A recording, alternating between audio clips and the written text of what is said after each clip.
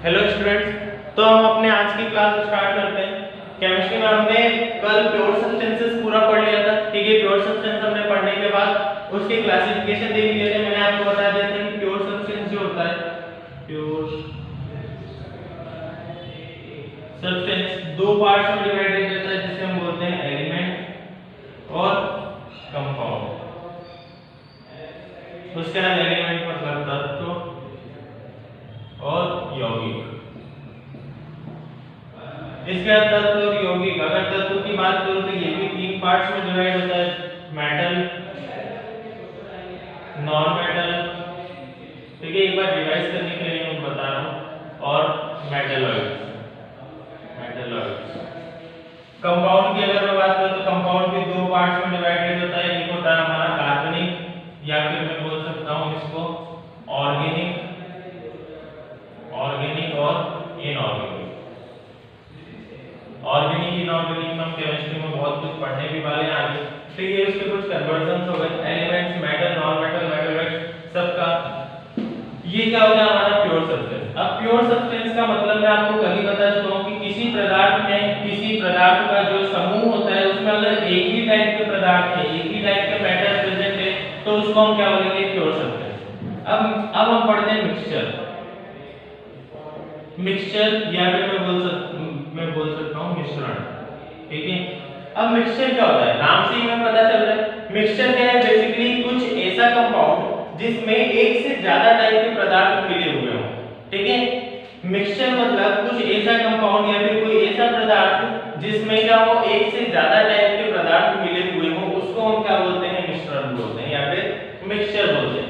Mixture के भी आगे कुछ क्लासिफिकेशन से मिक्सचर को भी आगे डिफाइन किया गया है कि किस टाइप के मिक्सचर होते हैं। तो मिक्सचर में मैं आपको बताता हूं, दो टाइप के मिक्सचर हो सकते हैं। एक होता है होमोजेनस, एक होता है हेटेरोजेनस। इसको बोलते हैं हम समांगी, और इसे हम बोलते हैं विषमांगी।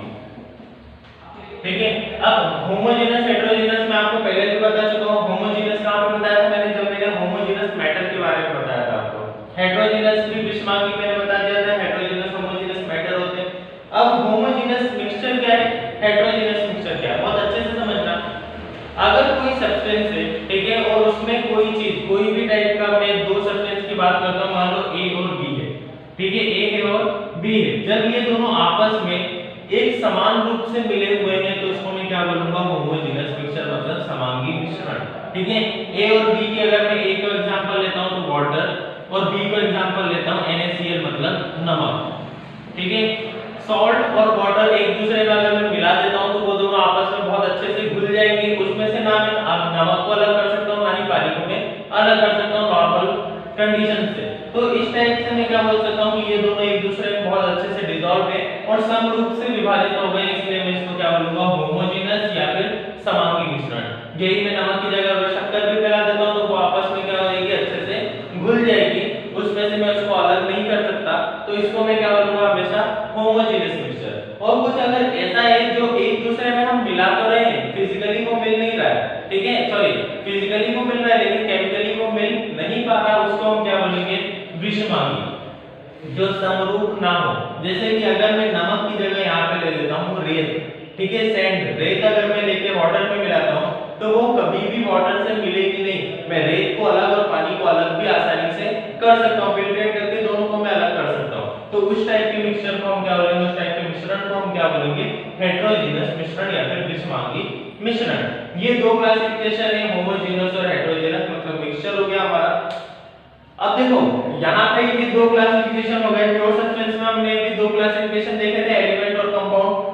अब अगर हम देखें तो मिक्सचर और कंपाउंड एक दूसरे से बहुत रिलेट करते हैं। ठीक है, अगर मैं मिश्रण की बात करता हूँ, मिक्सचर की बात करता हूँ, या फिर यौगिक की बात करता हूँ, कंपाउंड की बात करता हूँ, तो दोनों एक दूसरे के बहुत ज्यादा पैरेलल है, सिमिलर है। अब सिमिलर में ऐसा क्यों बोल रहा हूँ कि सिमिलर है, क्योंकि कंपाउंड में मैंने आपको क्या बताया था, एक से ज्यादा एलिमेंट जब आपस में मिलते हैं तो उसको हम क्या बोलते हैं, कंपाउंड। यहाँ पे मैंने आपको क्या बताया, एक से ज्यादा जब मैटर आपस में मिलते हैं तो उसको हम क्या बोलते हैं, मिक्सचर बोलते हैं या फिर मिक्सचर बोलते हैं। ठीक है, इन दोनों में सिमिलरिटीज है लेकिन डिफरेंसेस बहुत बहुत ज्यादा है, ठीक है। डिफरेंसेस कैसे हैं, अगर मैं कंपाउंड CO कंपाउंड की बात करता हूँ, बेसिक डिफरेंस मैं आपको बताऊंगा, सारे डिफरेंसेस नहीं बताने वाला मैं यहाँ पे अभी, मिश्रण और यहाँ पे क्या बोल सकते हैं यौगिक, ठीक है। मैं आपको बेसिक डिफरेंस बताऊंगा जिससे ये क्लियर हो जाए, ठीक है। इतना इंपॉर्टेंट टॉपिक नहीं है कि इसका डिफरेंसेस हम 5-5-6 डिफरेंसेस पढ़े। अब मिक्सचर क्या होता है, तो मिक्सचर में दो कंपाउंड्स आपस में मिलते हैं लेकिन उनका अनुपात, उनका रेशियो जो होता है वो डिपेंडेंट नहीं देता, मतलब A प्लस B हो सकता है, A 60% हो सकता है, B 40% भी हो सकता है, A 20% हो सकता है, B 80% हो सकता है, ठीक है। तो इसमें कोई रेशियो जो है वो फिक्स्ड नहीं है, ठीक है। तो मैं यहाँ पे लिख देता हूँ कोई अनुपात नहीं, कोई अनुपात नहीं। लेकिन यहाँ पे अगर मैं कोई एग्जांपल लेता हूँ, मान लो मैंने क्या लिया CO2, ठीक है। तो अगर मैं इसका एग्जांपल लेता हूँ तो C कितना है 1 है, ऑक्सीजन कितने हैं 2, तो यहाँ पे रेशियो डिफाइंड है। अगर मैं यहाँ पे ऑक्सीजन को ज्यादा मिला दूंगा, कार्बन डाइऑक्साइड को ज्यादा मिला दूंगा, ऑक्सीजन को कम कर दूंगा, तो वो CO2 को भी बन पाएगा, नहीं बन पाएगा। तो इसलिए कंपाउंड में हमेशा रेशियो जो होता है उनका फिक्स रहता है, मतलब आपको किसमें कितनी क्वांटिटी मिलानी है ये आपका पहले से फिक्स रहेगा। तो इसलिए यौगिक जो होता है, कंपाउंड जो होता है, बेसिक डिफरेंस यही है दोनों में कि मिक्सचर में कोई भी रेशियो नहीं होता। आप दो चीजों को मिला रहे हो तो आप कोई भी अमाउंट ले सकते हो, A का अमाउंट ज्यादा कर सकते हो, B का अमाउंट कम कर सकते हो, या फिर B का ज्यादा कर सकते हो, A का कम कर सकते हो, या फिर दोनों का बराबर रख सकते हो। लेकिन यौगिक में पहले से डिफाइन है कि आपको किसका कितना अनुपात लेना है। तो अगर मैं यहाँ पे अनुपात की बात करूंगा तो 1:2 क्या आएगा, यहाँ पे इसका रेशियो आएगा। वहीं मैं अगर सेकंड एग्जांपल लेता हूँ H2O, तो यहाँ पे 2:1 क्या आएगा, इसका रेशियो आएगा, जहाँ पे दो मॉलिक्यूल्स होंगे हाइड्रोजन के और एक मॉलिक्यूल किसका होगा, ऑक्सीजन का होगा। तो यहाँ पे रेशियो फिक्स्ड है, अगर आपने इस रेशियो से अलग जाने की कोशिश की तो ये कंपाउंड कभी बनेगा ही नहीं, ठीक है। सेकंड अगर हम बात करते हैं तो कंपाउंड हमेशा समांगी मिश्रण होता है, या फिर मैं बोल सकता हूँ कंपाउंड हमेशा क्या होगा, यहाँ पे होमोजेनियस नेचर का होगा, होमोजेनियस नेचर का होगा, मतलब समांगी। और यहाँ पे अगर हम देखें तो ये हेटेरोजेनियस भी हो सकता है, हेटेरोजेनियस और होमोजेनियस, ठीक है। मिक्सचर कभी भी डिपेंडेंट नहीं होता, मिक्सचर हेटेरोजेनियस भी हो सकता है, होमोजेनियस भी हो सकता है। मिक्सचर मतलब सिर्फ उसमें क्या किया गया, हमने देखा ना मिक्सचर दो टाइप के हो सकते हैं, हेटेरोजेनियस और होमोजेनियस। यहाँ पे हेटेरोजेनियस भी हो सकता है और होमोजेनियस भी हो सकता है, लेकिन कंपाउंड की अगर हम बात करें तो वहां पे क्या होगा, हमेशा होमोजेनियस होगा और एक वेल रेशियो में वो डिफाइन होंगे पहले से, ठीक है। ये होगा हमारे मिक्सचर और कंपाउंड में डिफरेंसेस। जो मेन डिफरेंस है वो यही है। इससे पहले आप 10th में भी रेशियोस इनके जो क्या बोल सकते हैं, इन दोनों के जो डिफरेंसेस, इन दोनों में अंतर है वो आप पढ़ चुके हैं, ठीक है। इसके बाद हम देखते हैं दो टाइप की प्रॉपर्टीज। मैटर की दो प्रॉपर्टीज होती हैं, एक होती है फिजिकल प्रॉपर्टी, फिजिकल प्रॉपर्टी, और दूसरी होती है केमिकल प्रॉपर्टी, ठीक है। फिजिकल प्रॉपर्टी और केमिकल प्रॉपर्टी, फिजिकल को हम बोलेंगे भौतिक गुणधर्म, गुणधर्म बोलते हैं 2 मिनट, हाँ भौतिक गुण, और केमिकल को हम बोलेंगे रासायनिक गुण, रासायनिक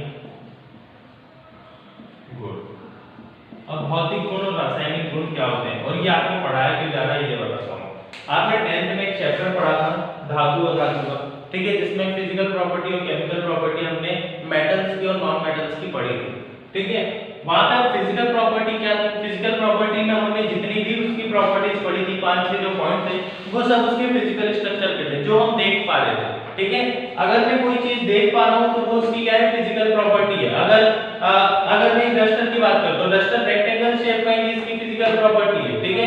अगर वहीं में किसी खाने की चीज की बात करूं तो उसकी टेस्ट जो होगा, उसका जो स्मेल होगी उसकी, ठीक है, और वो दिखने में कैसा, उसका जो लुक होगा, ये सब क्या उसकी फिजिकल प्रॉपर्टी है। तो जो फिजिकल प्रॉपर्टी है उन सब में क्या आता है, स्मेल आ सकती है। स्मेल को हम केमिस्ट्री में बोलते हैं ऑर्डर, ऑर्डर, ठीक है। स्मेल आ सकता है, लुक आ सकता है कि उसका लुक क्या है, ठीक है। तो इस टाइप से ये सब क्या होंगे, इसकी फिजिकल प्रॉपर्टीज होंगी। फिजिकल प्रॉपर्टी में केवल हम वही चीजें इंक्लूड करेंगे जो उसमें फिजिकली देखा जा पा रहा है। केमिकल प्रॉपर्टी क्या होगी, तो केमिकल प्रॉपर्टी वो होगी जो उसमें अगर मैं कोई चेंज कर रहा हूं तो वो केमिकली उसमें के जो उसमें भी चेंज होंगी। अगर हम हिंदी में बोलते हैं केमिकल प्रॉपर्टीज का, तो हिंदी में बोला जा सकता है कि पदार्थ के ऐसे गुण जिनका प्रेक्षण अथवा मापन के लिए रासायनिक परिवर्तन होना आवश्यक है। ठीक है, प्रेक्षण या फिर हम क्या बोल सकते हैं, उसका जो भी रासायनिक गुण होता है। देखो कोई सब्सटेंस है, अगर मैं मेटल वाली एग्जांपल हम लेते हैं, धातु में हमने देखा था फिजिकल प्रॉपर्टीज उसकी क्या थी कि ऑर्डर, उसका जो फिजिकल अपीयरेंस था वो सोनोरस होता है, मेलेबल होता है, डक्टाइल होता है। ठीक है, उसको कन्वर्ट किया जा सकता है, ये सब फिजिकली हम देख पा रहे हैं। लेकिन वो अगर ऑक्सीजन के साथ रिएक्ट कर रहा है और मेटल ऑक्साइड बना रहा है, ये हमें देख के पता चल सकता है क्या? नहीं। जो हम उसमें केमिकली चेंजेस करेंगे उसके हिसाब से वो केमिकल प्रॉपर्टीज अपनी शो करता है। जैसे कि अगर मैं सिंपल केमिकल प्रॉपर्टीज की बात करता हूं तो एसिडिटी, बेसिसिटी,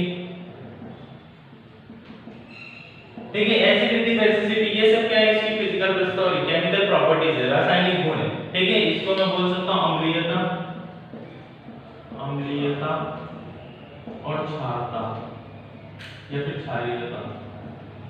ठीक है, अब एसिडिटी और बेसिसिटी बेसिकली क्या है?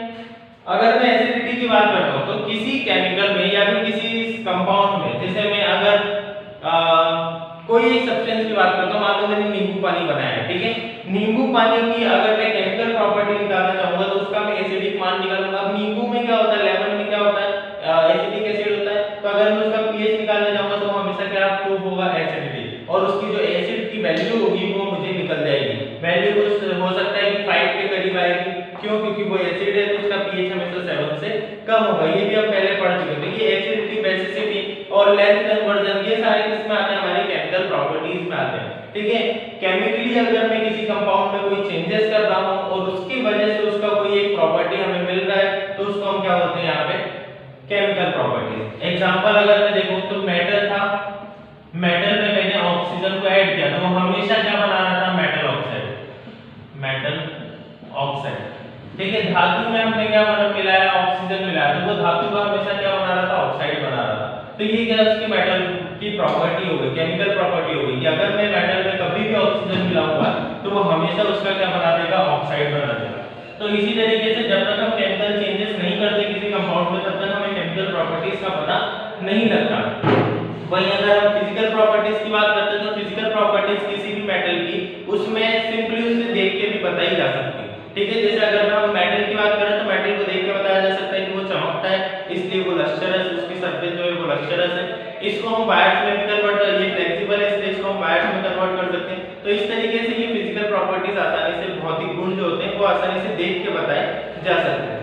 अगली क्लास में पढ़ते हैं इसके बाद जो एसआई यूनिट से